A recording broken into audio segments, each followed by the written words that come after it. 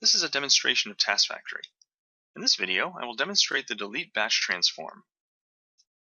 The delete batch transform is a high-performance component that will allow batch delete from a table. Configuration of this task is very simple.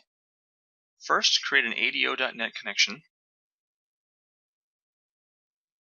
and then inside the transform, select that ADO.NET connection in the Delete Connection Manager dropdown. Next, select the table from which you would like to delete rows.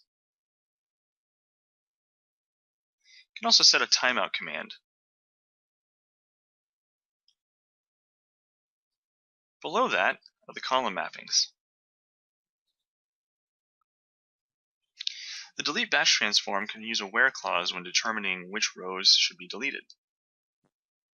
If you need to use any of your columns in the where clause, just select the key field right next to it. The delete batch transform supports using one key or multiple keys. Once configured, click OK. And records from the table will be deleted at a very high rate of speed. This is one of the many features of Task Factory.